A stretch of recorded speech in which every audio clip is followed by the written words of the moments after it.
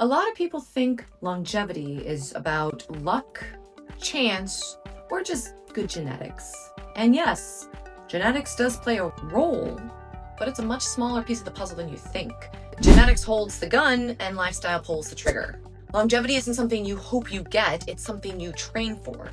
The sooner you start working that strategy, the better odds are that in 30 years, you're hiking mountains, not counting how many stairs you can handle before your knees give out. If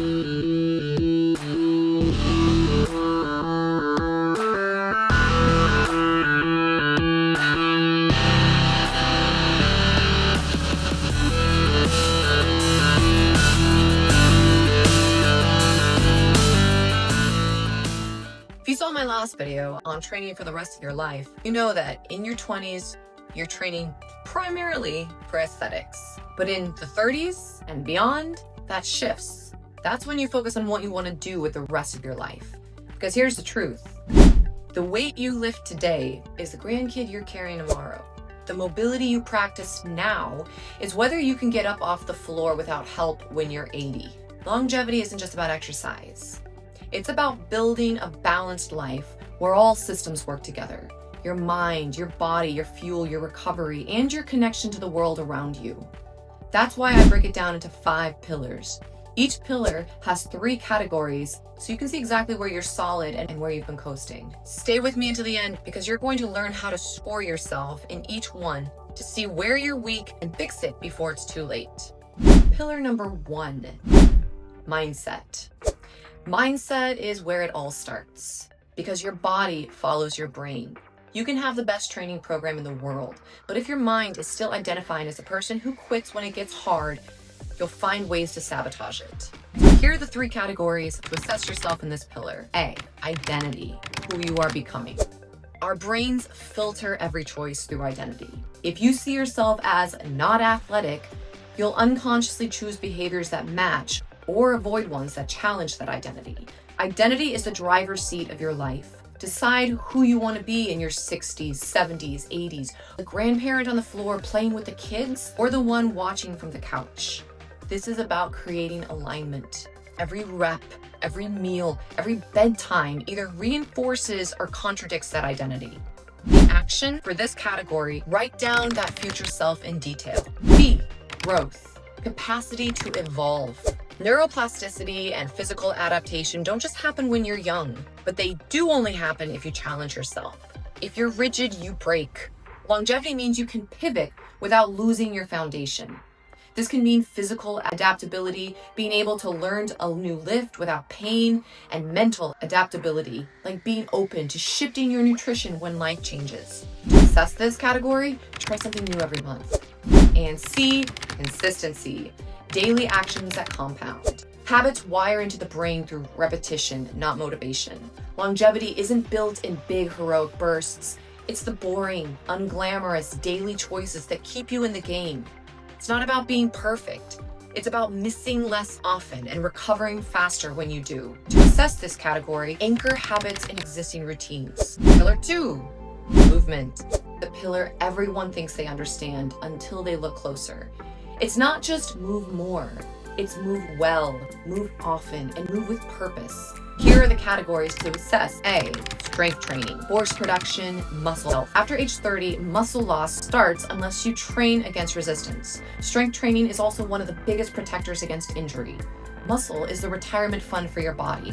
The more you have, the more you can spend as you age. Think beyond aesthetics. You're building armor for your joints, scaffolding for your posture, and a metabolic engine that keeps you burning calories at rest. Train all major movement patterns. Squat, hinge, push, pull, carry, rotate with progressive overload. B, VO2 max and baseline. Why is this 2 lenses? VO2 max measures your peak aerobic output at think sprinting up a hill. Baseline cardio is your everyday endurance. Walking, climbing stairs, living without getting winded. High VO2 max is linked to reduced mortality. Baseline fitness predicts how well you function day to day. Both matter. VO2 max is your high performance ceiling.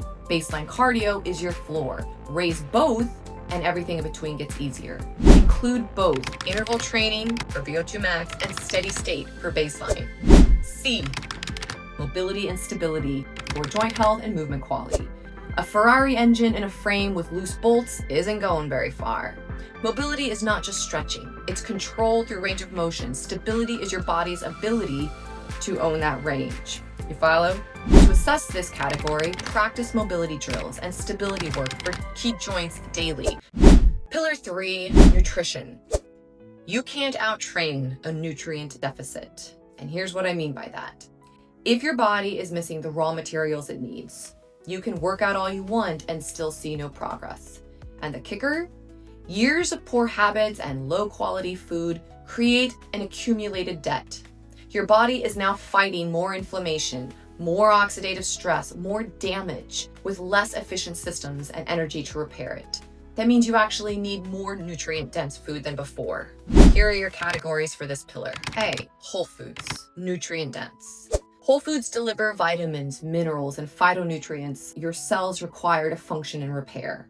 Think color, texture, variety. These are signs of nutrient diversity. To assess this, base 80 to 90% of your diet on whole, minimally processed foods. Log meals for 1 week to check your whole food percentage. B, balanced meals for fiber, protein, and healthy fats. Protein preserves muscle, fiber stabilizes blood sugar, and supports gut health. Missing either one regularly can sabotage recovery, immune health, and metabolism. To assess this category, every meal, protein, color, fiber, healthy fat, count daily protein grams and fiber intake. C, energy balance, calories in, calories out. Your metabolism is like a budget. Overspend or underspend too long and there are consequences. Energy balance shifts over time. Your needs at 30 aren't your needs at 60. To assess this, periodically track calories to ensure alignment with goals. Pillar 4, recovery. Recovery is where the magic happens. Skip it, and you're throwing away half the benefit of your training. Here are your categories. A, breathing, the foundation. Diaphragmatic breathing improves oxygen delivery, posture, and core stability. It also helps regulate your nervous system. To assess it, practice daily during warm-ups, cool-downs, or as a stress reset. B, sleep, repair, and clarity. Sleep affects hormones, tissue repair, mood, and brain health. Deep sleep is where your body physically repairs. REM is where your brain files and organizes everything. To assess this, get 7 to 9 consistent hours of sleep. And C, mobility and restoration, or gentle recovery work. Active recovery promotes blood flow and tissue health. This is your insurance policy against burnout. The thing that lets you train hard without breaking down. Include foam rolling, stretching, or light yoga on non-lifting days. Finally, pillar 5, community. Longevity is as social as it is physical. Isolation is the worst thing you can do for your health. Literally. Here are your categories for this pillar. A, support system, uplifting people. Strong social ties are linked to lower mortality rates. Who you surround yourself with either reinforces your health habits or undermines them. Surround yourself with people who challenge and encourage you. Audit your environment. Who in your circle supports your goals? B, purpose, your why. Purpose-driven people live longer and recover faster from illness. Purpose creates resilience. It gives you a reason to show up even on hard days. Link your health goals to your life's mission. Journal about how your actions connect to that mission. And C, leadership, living your values out loud. This doesn't mean you have to be the loudest voice. It means your actions are consistent enough that people notice. Be a role model in your home, your gym, your church, your community. Note how often you invite others to join you or ask for your guidance. So here's the thing. It's one thing to know the pillars, but it's another to actually know where you stand with them. That's why I created the high-def holistic health audit. It only takes a couple minutes and you'll get a personalized score in each of the 5 pillars we just talked about. Once you get your results, I'll also send you a free workbook so you can put action behind the clarity and start making progress in the areas where you scored lowest. So here's what I want you to do. Click the link in the description to take the audit. Then comment your lowest score and one action you're going to take this week to work on that category. I'll be breaking down each pillar and their categories in detail in the videos coming up, so make sure you're subscribed with the notification bell turned on. Share this with a friend so you can compare your scores. Lead by example. Take people with you.